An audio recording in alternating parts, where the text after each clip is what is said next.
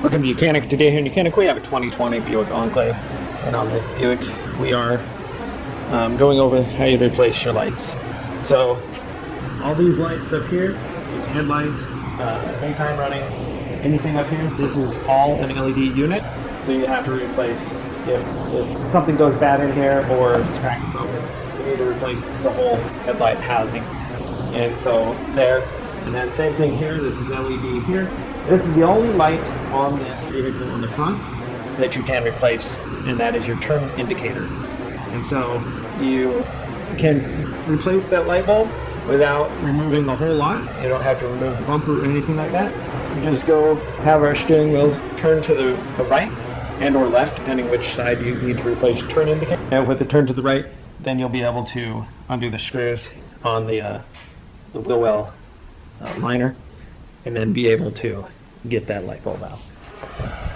So we have 1, 2, 3, and that's probably the only 3 you'll need to remove.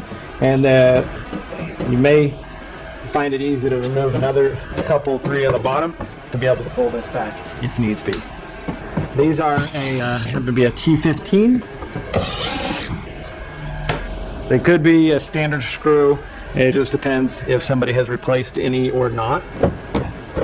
But all you need to do, so if you have enough access, you really only have to undo these 2 or 3 to give you enough access to pull this open. And you can see this is the top one here, the bottom one that's just connected for the LED. And then this top one here, just need to twist it a quarter turn to the left and then be able to pull out the housing that holds the light in there. And now you can pull the light bulb out to be able to replace it.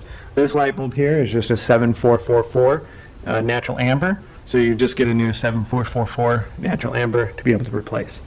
Now you just go in the reverse,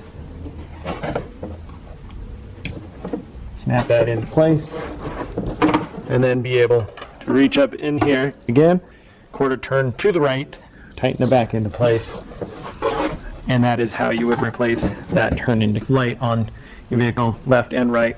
It would be the same way. And so you just need to remove these 2 or 3 screws and be able to pull this wheel liner back. Thanks for watching YOUCANIC, where you can be the mechanic.